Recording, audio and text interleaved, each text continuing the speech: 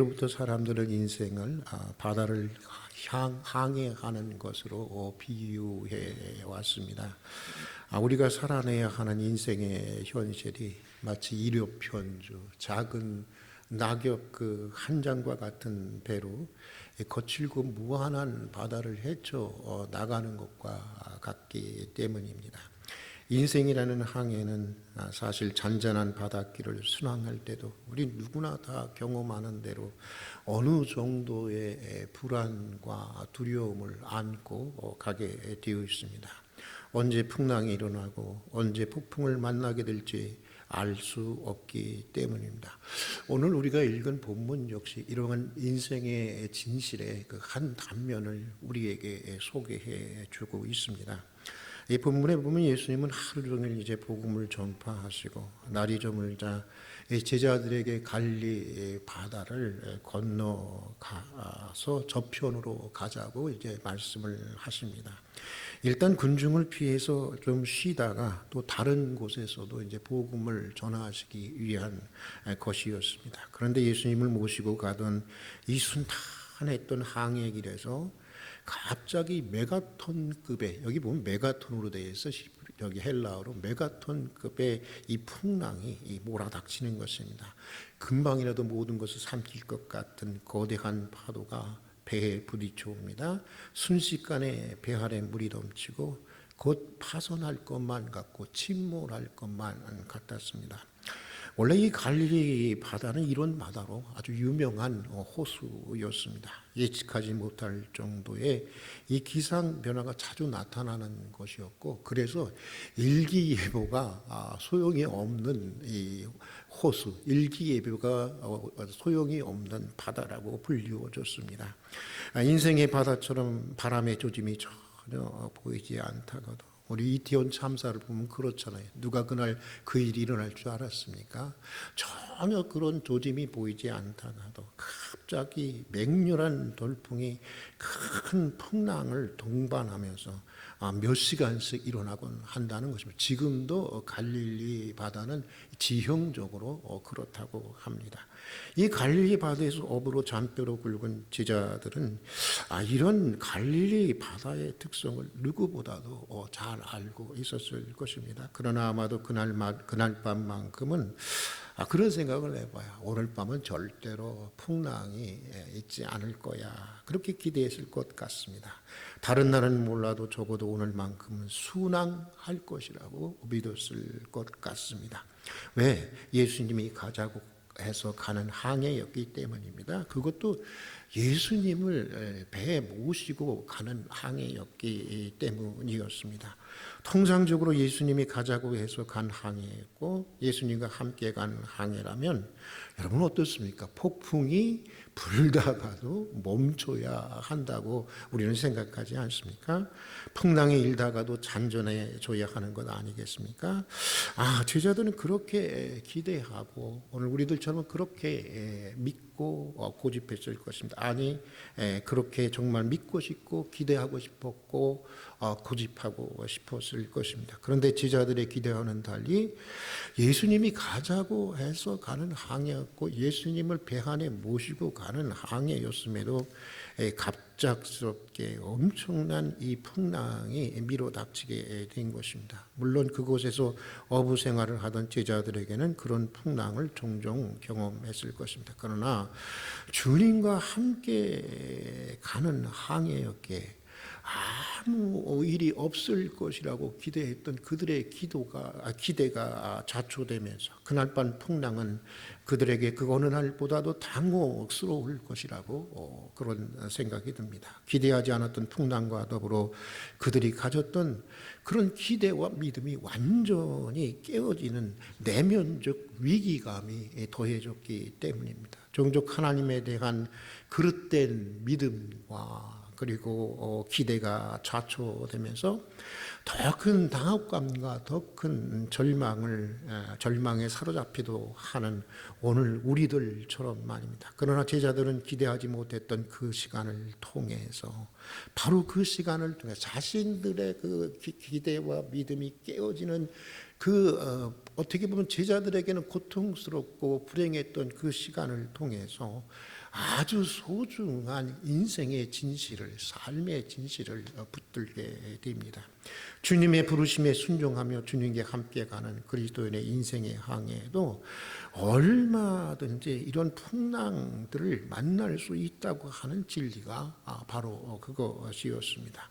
성서학자 제임스 던이라고 하는 아주 세계적인 성서학자가 있습니다. 이분의 말대로 그리스도인들이 주님이 이끄시는 곳으로 진정으로 따라가기를 원한다면 그들은 그들이 기대하지 않는 말을 기대해야 할 것이며 때로는 자신의 중심까지 뒤흔들릴 수 있다고 하는 사실에 눈을 뜨고 준비해야 한다고 하는 진실이 바로 그것입니다. 제자들은 풍랑이 일던 밤 예수님과 함께하는 항해를 통해서 그 인생의 진실을, 그의 삶의 진실을 온몸으로 깨우치고 붙들게 되었던 것입니다. 여러분, 사람들은 대개 예수 믿고 순종하면서 살면 고통스러운 인생이 좀 편안해지고 또 가난한 삶이 부유한 삶으로 변화되어야 한다고 통상적으로 믿고 기대합니다. 사실 그래서 예수를 믿고 그래서 교회에 나오시는 분들이 많이 있습니다. 그러나 실제로 경험하는 우리 그리스도인의 삶의 현실은 그렇지가 않습니다. 그리스도인들의 인생의 항해에도 우리가 경험하는 대로 풍랑은 끊임없이 계속 다가오는 것입니다. 경제적인 풍랑이 다가옵니다. 질병이라는 풍랑이 다가옵니다. 제가 그 케이스 중에 하나 아닙니까? 정신적인 풍랑도 다가오고 인간관계의 풍랑들이 다가옵니다. 하나가 지나갔는가 하면 또 다른 것들이 계속 연이어서 다가옵니다. 가지 많은 나무 바람 잘 날 없다고 우리의 한평생은 이렇게 크고 작은 풍랑들 속에서 살아간다고 해도 지나친 말이 아닙니다. 아니, 그것이 분명한 진실입니다. 그럼에도 많은 그리스도인들은 그런 현실에 눈을 감고 삽니다. 풍랑이 일던 밤 제자들처럼 여전히 우리 믿는 자들의 인생의 항해에는 그런 풍랑이 있어서는 안 된다고 하는 그것을 기대하고 믿고 고집합니다. 아니, 적어도 내 인생의 항해에서만큼은 그런 일이 발생해서는 안 된다고 고집하고 싶어 합니다. 그러기에 풍랑이 일 때마다 더욱 믿음이 흔들리는 것입니다. 왜? 그것을 생각해 본 적이 없으니까. 풍랑이 일 때마다 더욱 당황해 하는 것이고, 풍랑이 일 때마다 더욱 낙심하게 되는 것이고, 풍랑이 일 때마다 더욱 불안과 두려움에 사로잡히게 되는 것이고, 풍랑이 일 때마다 오늘 그 제자들처럼 울고 불고 하면서 주님 뭐하고 있냐고 이 풍랑을 빨리 잠잠케 해달라고 호들갑을 떨면서 정말 몸부림을 애타게 호소하면서 몸부림을 치는 것입니다. 대부분의 그리스도인들이 평생 이런 삶을 반복하면서 살아간다고 해도 과언이 아닙니다. 한평생 풍랑을 경험하고 살면서도 또 참 역설적으로 한평생 풍랑이 없는 인생을 죽을 때까지 기대하며 살아가는 것입니다. 그러다 결국에는 죽음이라고 하는 인생의 가장 큰 풍랑을 맞고 인생의 마침표를 찍게 되는 것입니다. 여러분, 도대체 얼마나 하나님께서 풍랑을 더 허락하셔야 우리는 풍랑 속에서 살아가야 하는 우리의 삶의 진실을 수용할 수 있는 것일까요? 도대체 하나님께서 얼마나 더 풍랑을 허락하셔야 우리는 그 풍랑 가운데서도 주님처럼 평안히 누워서 잠드는 법을 배울 수 있는 것일까요? 도대체 얼마나 더 풍랑을 경험해야 조금만 자기 기대대로 안 되면 칭얼대는 미숙한 어린아이의 그 믿음의 범주를 벗어나게 되는 것일까요? 도대체 하나님께서 얼마나 더 많은 풍랑을 허락해 주셔야 주님처럼 당당하게 풍랑에 맞서서 풍랑을 꾸짖고 제압하고 다스리고 승리하는 믿음의 사람이 될 수가 있는 것일까요? 창세기가 말하는 대로 하나님은 이 세상을 창조하시고 하나님의 형상으로 창조했다는 것은 하나님의 대리자로 창조했다는 것입니다. 하나님의 형상으로 창조한 인간에게 하늘과 땅과 바다에 있는 모든 만물을 어떻게 했죠? 정복하고 다스리라, 정복하고 다스리는 권능을 주셨습니다. 그러나 불행하게도 인간의 타락으로 그 권세를 인간은 상실하게 되었습니다. 그러나 예수님의 십자가의 부활을 통해서, 여러분, 우리가 예수 믿고 예수님의 십자가의 부활을 통해서 천당 간다는 것만 생각할 게 아닙니다. 이 십자가와 부활을 통해서 믿는 모든 자에게 창조 때 주어진 그 권세를 다시 회복시켜준 사건, 그것이 또 구원의 사건인 것입니다. 성경이 누누이 말씀하시는 대로 풍랑을 잠잠케 하시는 주님의 능력이 이미 누구 안에 있다는 거예요? 우리 안에 있다고 하는 것입니다. 죽음을 이기시고 부활의 첫 열매가 되신 주님의 능력이 이미 우리 안에 있다고 하는 것입니다. 여러분, 첫 열매가 뭡니까? 이제 열매를 맺게 하는 능력이 이미 어떻게 있다는 거예요? 나무에 현존하고 있다고 하는 것을 얘기하는 거 아니에요? 여러분, 부활의 첫 열매라고 하는 것은 우리 안에 사망을 이기시고 부활하신, 다시 살아나신 하나님의 그 능력이, 부활의 능력이 이미 믿는 우리 안에 현존하고 있다고 하는 것을 말씀해 주고 있는 것입니다.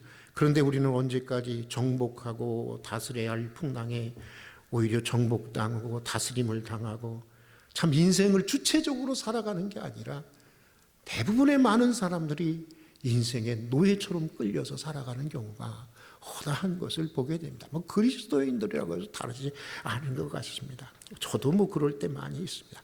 본문에 보면 주무시던 예수님이 일어나셔서 바람과 바다를 꾸짖어 잔잔하게 하십니다. 어떤 성서학자들은 이 바람과 바다를 왜 꾸짖어? 그 바람과 바다가 뭔 잘못이 있다고 이렇게 생각할지 모르지만, 이 바람과 바다를 꾸짖은 것은 그날 밤의 풍랑이 악한 영의 역사였기 때문이라고 주장하기도 합니다. 충분히 그럴 수 있고, 여러분, 때로 우리 인생에 있어서 욥기에 나와 있는 것처럼 여러분, 사탄이 하나님의 그 섭리 안에서, 물론 하나님의 섭리 안에서 그런 일들을 일으키기도 하는 것입니다. 그런 능력이 있는 존재인 것입니다. 주님은 사탄의 영이 배후 위에서 역사하시는 바람과 바다를 꾸짖고 나서 제자들에게 이렇게 말씀하십니다. 우리 다 같이 한번 따라서 한번 합시다. 40절의 말씀인데 같이 한번 따라서 하겠습니다. 어찌하여 이렇게 무서워하느냐? 너희가 어찌 믿음이 없느냐? 누구에게 하시는 말씀 같아요? 여기서 뒤에 있는 어찌는 헬라 원어로 이 후포라고 합니다. 이 단어를 주목해야 돼요. 후포는 우리말로 아직도 아니라고 하는, 아니냐라고 하는 뜻을 가진 그런 부사입니다. 영어로는 not yet 이렇게 됩니다. 그러니까 이런 말씀이 드리는 것입니다. 이 친구들아, 너희가 나와 함께한 시간이 얼마나 흘렀는데, 그동안 그렇게 많은 말씀을 듣고 내가 행하는 그렇게 많은 이적과 기적들을 보고도, 또 너희들로 하여금 병자를 고치게 하고 직접 귀신들을 쫓아나게 하는 내 능력을 유임해 주고 해 주었는데, 아직도 너희는 내가 누구인지, 너희가 누구인지, 내가 누구인지, 너희가 누구인지를 제대로 모르고 있는 것 아니냐? 아직도 너희들에게는 내가 그저 공자와 맹자를 정도의 도덕 선생으로만 보이느냐? 여기 보면은 제자들이 뭐라고 그래요? 주님이라고 하지 않습니다. 호칭을 큐리오스 이렇게 하지 않아요. 뭐라고 하죠? 라피, 선생님이요, 이렇게 하고 있는 것을 봅니다. 내가 공자를 맹자를 그런 도덕 선생으로만 보이느냐? 나는 바람과 바다를 잔잔하게 하는 창조주며 창조주 하나님의 아들이고, 너희는 그 아들의 능력을 부여받은 제자들이라는 진실을 모르나? 잠자는 나를 깨워야 할 게 아니라, 야, 내가 좀 고운해서 좀 편히 누워 자는데 잠자는 나를 깨워야 할 게 아니라 잠든 너희들의 신앙을 깨워야 할 것이 아니냐라고 하는 말씀이 담겨 있는 것입니다. 마가복음의 저자는 풍랑이 일던 밤 믿음은 잃고 당혹해 하던 12명의 제자들에 대한 사실적인 보도만을 의도한 것은 아닐 것입니다. 그것을 넘어서서 마가는 크고 작은 풍랑에, 시련에, 환난에, 고난에 직면하면서 자주 당혹해하고 낙심하고 두려워하는 사도시대 성도들과 오늘 독자들인 우리들까지 염두에 두었을 것입니다. 후포 아직도 아니냐, 우리가 매우 주목해야 하는 부사입니다. 그렇게 오랜 세월을 믿고 듣고 보고 채우면서도 아직도 아니란 말이냐, 아직도 그 정도란 말이냐. 시대를 넘어서서 풍랑이 일던 밤 제자들을 향한 이 주님의 탄식을 오늘 우리는 우리의 믿음의 자성을 촉구하는 말씀으로 여러분 들을 수 있어야 하는 것입니다. 오늘 이 음성만 들어도 여러분 성공한 예배인 것입니다. 여러분 복음서에 보면 주님은 단 한 번도 풍랑이 없는 편안한 삶을 약속해 보신 적이 없습니다. 처음 예수 믿으러 나오는 사람에게도, 처음 오는 사람에게도 그랬어요. 나를 따르려면 뭐래요? 내 자기를 부인하고 내 십자가를 지고 나를 따르라고 했어요. 여러분, 예수님은 한 번도 편안한 삶을 약속해 보지 않았습니다. 오히려 주님이 약속하신 삶은 큰 풍랑 가운데서도 오늘 본문에 나오는 주님처럼 담잠을 이루시는 평안을 누리는 삶이었습니다. 주님은 결코 풍랑이 면제된 삶을 약속해 보신 적이 없습니다. 오히려 이렇게 말씀하셨습니다. 너희가 이 세상에서 환난을 당하나 담대하라, 내가 세상을 이겨내라. 우리 한번 따라서 한번 해보죠. 너희가 이 세상에서 환난을 당하나 담대하라, 내가 세상을 이겨노라. 내가 이겼으니까 어떻게 되겠다는 거예요? 너희들도 이긴다는 것입니다. 주님에 따르는 삶에는 당연한 환난이 있고 오히려 믿지 않을 때보다 풍랑이 더 있을 수 있다고 하는 것입니다. 풍랑이 일어난다고 이상하게 여기지 말라는 것입니다. 당혹해하지 말라는 것입니다. 두려워하지 말라는 것입니다. 통상적인 일이 또 일어났구나 여기라고 하는 것입니다. 자신을 십자가에 못 박은 세상이에요. 세상이 어떤 세상인지 알아야 돼. 하나님의 아들을, 하나님 자신을 십자가에 못 박은 세상에서 우리가 살고 있는 것입니다. 그런 악한 세상에서 여러분, 악한 세상을 이기시고 부활하신 주님은 그를 믿는 자들에게 어떤 풍랑과도 맞서 싸워 이기게 해주시는 분이라고 하는 것입니다. 저자 마가는 주님의 이 약속을 마가복음을 마치면서 이렇게 기록하고 있습니다. 우리 마가복음 16장 한번 찾아보겠습니다. 마지막 장입니다. 17절과 18절의 말씀을 한번 같이 한번 읽어보도록 하겠습니다. 마가복음 16장 17절과 18절을 같이 읽어보겠습니다. 이 마가복음은 특별히 예수님의 기적으로 가득 차 있어요. 왜냐하면 로마에 있는 성도들에게 쓴 복음서였거든요. 그러니까 로마는 누구예요? 로마의 황제가 신의 아들이라고 그러잖아요. 신의 대리인이라고 하잖아요. 그러니까 그보다 강하신 분이 주님이라고 하는 것을 보여주기 위해서 일부러 이 예수님의 기적 사건들을 많이 다루고 있는 것을 보게 되는데, 이 예수님의 기적을 통해서 이렇게 마지막 이것을 정리를 이렇게 해주고 있습니다. 마가복음 16장 17절과 18절을 한번 같이 읽겠습니다. 믿는 자들에게는 이런 표적이 따르니 곧 그들이 내 이름으로 귀신을 쫓아내며 새 방언을 말하며 뱀을 집어 올리며 무슨 독을 마실지라도 해를 받지 하며 병든 사람에게 손을 얹은 적 나으니라. 여러분 믿습니까? 이거 믿겨지기도 하고 잘 안 믿겨지기도 하고 그렇죠. 여기서 뱀과 독이라고 하는 것은 우리 그리스도인들이 악한 세상에서 당하는 시련, 고난, 핍박, 환난 등을 말하는 것입니다. 한마디로 그리스도인들이 살아가면서, 악한 세상을 살아가면서 만나게 되는 크고 작은 풍랑을 말하는 것입니다. 주님은 우리가 살아가는 이 세상이 악한 세상이라, 신의 아들까지도 죽인 그런 악한 세상이라 뱀도 잘 만나게 되는 것이고, 그런 세상에 뱀이 없겠습니까? 뱀이 우글대죠. 뱀도 만나고 독도 마시게 된다는 것입니다. 그러나 그것들이 결코 믿는 너희들에게 어떤 악 영향을 줄 수가 없다고 하는 것입니다. 주님이 보호해 주신다는 것입니다. 하나님이 허락하시지 않는 한 털끝 하나도 건드리지 못한다고 하는 것입니다. 믿는 자들에겐 이미 뱀과 독을 제압하고 악한 세상을 제압하고 풍랑을 다스리고 반드시 승리하는 이미 권세가 주어져 있다고 하는 것입니다. 가장 유능한 선장이신 주님이 풍랑을 선용해서 더 빠르게 항해하신다는 것입니다. 모든 것을 합력해서 더욱더 최선으로 이끌어 가신다고 하는 것입니다. 물론 특별한 은사를 받으신 분들은 이런 능력이 더욱 강하게 나타납니다. 그러나 꼭 특별한 능력을 받아야만 여러분 귀신을 내어 쫓는 게 아니에요. 여러분 귀신 무서워하지 마세요. 귀신을 내어 쫓는 게 아닙니다. 믿는 자들에게는 누구든지 귀신을 축출할 수 있는, 제압할 수 있는, 다스릴 수 있는 여러분 은사가 주어진 것입니다. 특별한 은사를 받아야만 병든 자를 고칠 수 있는 것이 아닙니다.